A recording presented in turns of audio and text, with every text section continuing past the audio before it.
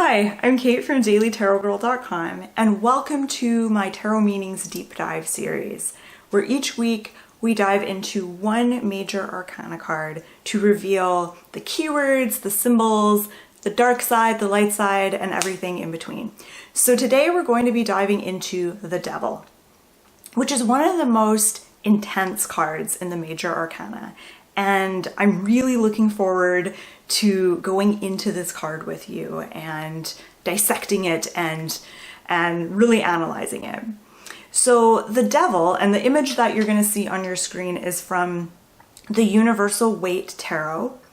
Now, the Devil is all about things like addiction, unhelpful habits and patterns, feeling oppressed or stuck in patterns, giving your power away, and really it's about being tempted, tricked, or manipulated into giving your power away without really truly realizing it. So things like drug addiction, massive credit card debt, pyramid schemes, cults, all of these things are kind of in the realm of the Devil. Now, I think that most of us, when we look at the Devil card, we think evil or Satan.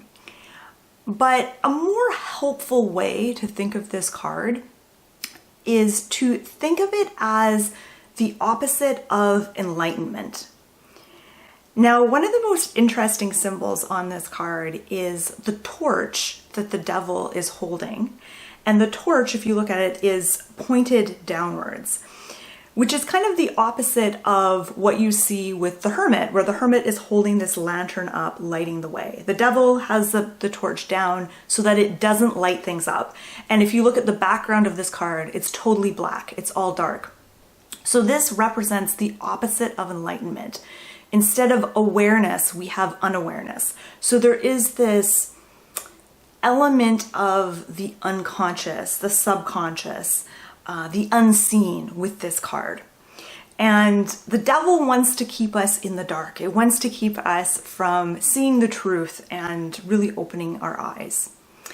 So another little interesting tidbit about the Devil is that it's number 15 in the major arcana. Now, if we add those two numbers together, we get 6. Which card is number 6 in the major arcana? It's the Lovers. And I'm going to show you the two cards side by side because they are so similar. So in the Lovers, we have the same couple that's in the Devil, but the Lovers, of course, is a different card. The man and the woman in the Lovers is being presided over by the angel, and they're being presided over by the Devil in the Devil. So I could do a whole nother video on just comparing these two cards. So I'm not going to go too deeply into these two cards, but I just wanted to point out that these two cards are connected. And in fact, it's the same man and woman on these cards. So essentially, and I want to come back to this idea of the Devil as really representing the opposite of enlightenment. And the Devil wants us to think that the physical world, the material world, is all there is, and that the spiritual realm does not exist. So what you're picking up with your five senses reality, is all there is, nothing else. Don't ask questions. That is kind of the motto of the Devil. So some key symbols to really pay attention to with this card are my favorite is all the horns on this card. This is a very horny card. So the Devil has these elaborate goat horns, and then the two figures both have little horns on their heads. There's a lot of things this could represent. I feel like it represents sort of the horny, animalistic, primal desires that we have. There is the interesting hand signal that the Devil is doing. And there's also, if you look at his hands, one arm is up, the one with the torch is down. This is really similar to the Magician, except with the Magician, he's actually, the arm that's going up is trying to connect with the spiritual realms. But the Devil isn't really trying to do that.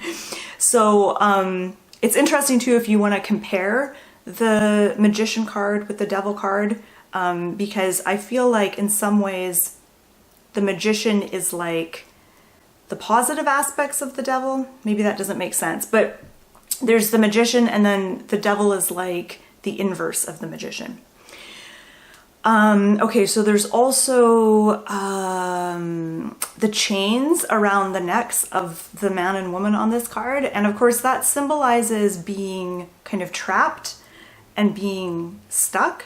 But if you look closely at the chains, the part that goes around their neck is like really, really loose. So like, and I think that's an important detail in this symbol because it shows that on first glance, it looks like they're stuck, but really they could lift the chains off. It wouldn't be that hard. So it's more like, yeah, they're stuck there, but like they're kind of, it's also kind of an illusion. They're not as stuck as they think they are.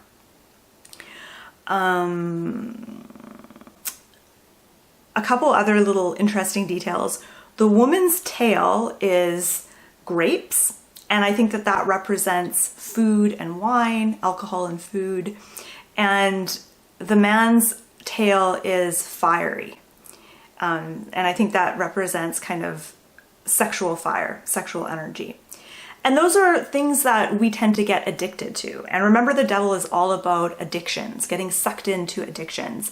And alcohol, sex, food, those are all things that are very, very addictive.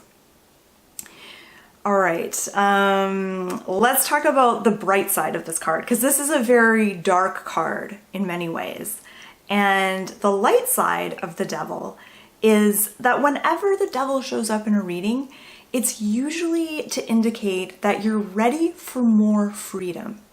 Because the Devil represents addictions and unhelpful patterns that you might be stuck in, the first step in transcending those patterns and addictions is to bring awareness to the situation. If you aren't aware that you're stuck, if you aren't aware that you've given your power away to something, then there's really not a lot of hope that you're going to set yourself free. You first have to become aware of what the problem is before you can set yourself free. And again, I want to emphasize that there is a really deep unconscious component to the Devil. So whenever this card shows up, it's because you're ready to transcend any kind of unhelpful patterns in your life, and you're ready to make changes and set yourself free. So I always get kind of excited when this card comes up in a reading for someone, because it's like, ooh, you're ready to acknowledge certain things and start to create more freedom for yourself. So we're going to dive into 3 key areas of this card. Now, there are so many different directions I could go with the Devil, but I've just chosen 3 ones to focus on. So these 3 things, which are addictions, surrendering your power or sacrificing your soul, and the third is longing for freedom. These 3 things are by no means the only key areas of the Devil. There's many, many more, but these are just the 3 ones I'm going to focus on. So let's talk about addiction. So addictions in many ways are habits and patterns that we get into that are unhelpful. Sometimes they are deeply destructive and, create a big problem for us. And sometimes they're destructive in a small way, just maybe they're mildly unhelpful. So these addictions and habits usually bring us a sense of comfort and maybe even a sense of safety and predictability, even if they bring us pain and destruction. And often an addiction or a bad habit, it begins because we're trying to fulfill some kind of need. And usually that need, if we really look at it, is some sort of primal need. Sometimes it's a spiritual need that isn't being fulfilled in our material reality. And so we develop these addictions and behaviors in an attempt to meet that need. And I also want to say, there is this sense of safety and comfort sometimes in being stuck in a rut. in being stuck in a particular habit or pattern. Even if being stuck is painful and upsetting, sometimes there's a certain comfort and predictability to that can kind of get in the way. So some journaling questions to ask yourself are, what are you addicted to? Or what unhelpful habits do you cling to? So I'll give you an example of, I was trying to think of examples that I want to share with people, because I'm like, I have lots of examples of things I don't want to share. But one unhelpful habit that I'm kind of, I wouldn't say it's an addiction, but I tend to stay up later than I should, and I sleep in later than I should. Ideally, I want to go to bed before midnight and get up around 8 a.m. But, and sometimes I can do that. And when I do, I have a really productive day where I have a lot of energy and it just feels wholesome and good when I stick to that schedule. But I am so prone to staying up way too late and sleeping in. So then once you have your addiction or your unhelpful habit, what primal need or desire does your addiction fulfill? And this is really key, especially if you want to transcend this habit or addiction, is you really have to understand, why is it there in the first place? What need does it fulfill? Because sometimes then you can think, okay, how can I meet that need in some other way that's healthier? So for me, with my example of staying up late and sleeping in, it fulfills this need of being kind of a rebel, because there's a part of me that's like, you should go to bed before midnight. You should get up at 8 a.m. My alarm will go at 8 a.m. and I'll hit it. And there's a certain kind of joy and pleasure in ignoring my alarm and just going back to bed, because it makes me feel like I'm a bit of a rebel and I'm really independent and I don't have to stick to anyone's schedule. The third question I have for you is, which habits or addictions are you ready to break free from? And this is key, because if you're not ready to break free from something and you attempt to, you may not be successful. So which habits or which addictions do you feel like you are finally ready to move on from? Okay, let's talk about surrendering your power. Another way of saying that is sacrificing your soul. And I want you to think about all the various sort of movies and stories out there about making a deal with the devil. Usually the devil asks for your soul in return for something else. And it's usually success in the material world. So you give him your soul and he gives you money or power or fame in return. And this goes back to this idea that the only thing that exists is the material, and the spiritual realm is not important. You don't need to worry about it. It doesn't really exist. It goes back to that idea, because of course it seems like a fair trade. If you don't believe in the soul, if you aren't connected to the spiritual realms and you're just obsessed with the physical stuff like the money and the food and the sex, then trading your soul in exchange for all those things seems like a fair trade. But oftentimes that trade is a trick. It's not a good deal. And often you're not even getting the thing that you think you're going to get. You're just getting an illusion. So the devil tempts and seduces us into handing over our power and to handing over our soul in exchange for something which often turns out to be an illusion anyway. So it's this idea of trading the spiritual for the material. Okay, so, and then another thing that comes to mind is the idea of being a sellout. I always think of like celebrities who are already super rich and they'll do these weird ads for products that just don't make sense. It's like, don't you have enough money? Why are you like trying to sell, I don't know, cars or face cream or whatever? It always strikes me as kind of funny. So some journaling questions I have for you are, what are you giving your power away to? And sometimes this could be a belief or a story that you tell yourself that isn't true. What are you giving your power away to? An example of this would be the belief that you have to keep working in a job that you hate so that you can eventually retire and finally enjoy life after retirement. That is one of those common sort of stories and narratives that a lot of people tell themselves. I feel like it's getting harder to tell that story though. What are you trading your freedom and sovereignty for? Another way of asking this question might be, how are you sacrificing the spiritual in return for the material? Okay, so let's talk about freedom and longing for freedom. So deep within us all is this deep desire for freedom. And the devil only shows up when we're ready for that freedom, when we're ready to create more freedom, we're ready to create change, we're ready to look at our addictions and become aware of the unhelpful patterns that we're stuck in, and being willing to really look at those things and transcend them.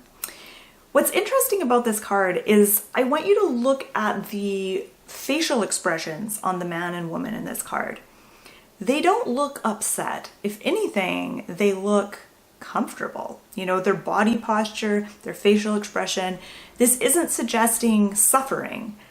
And it's almost like they don't even know that they're chained to this thing. It's like they're not even aware of it. And again, that's that unconscious aspect of the devil. It's about giving your power away to something without even really realizing it. And so when the devil shows up, it's saying, hey, you need to bring more consciousness, more awareness here, and you need to realize some things. You need to look at this. These things need your attention. Okay, I kind of went off on a tangent there, and I strayed from my notes here. Okay, so yeah, the devil asks you, when the devil shows up, it's like it's asking you, you know, is this really all there is? Or is there more? There is a certain safety and predictability in our habits and addictions. Even if they make us miserable, they're at least familiar. And at the same time, we long for freedom. So we long for safety and comfort. And some of us are willing to give up a lot of our freedom and a lot of our spiritual connection in exchange for that illusion of safety and comfort. But at the same time, we also have this strong desire for freedom. So the devil, it does represent us being ready to see that there is more to life than just the physical and the material.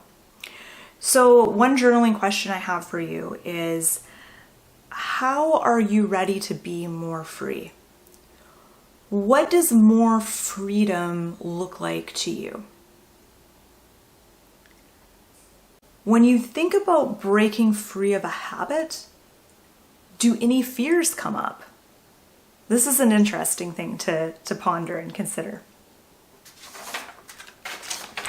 Another question is your desire for safety, comfort, and routine greater than your desire to be free?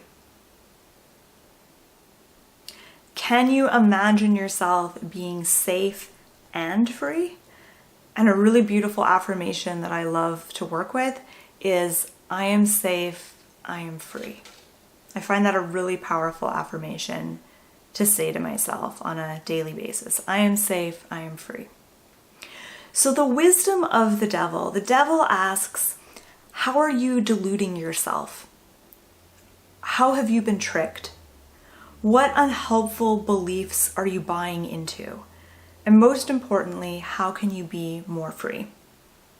Inside of us exists this tendency to want to hand over our power, especially when we think that we're going to be getting, some safety and comfort in return.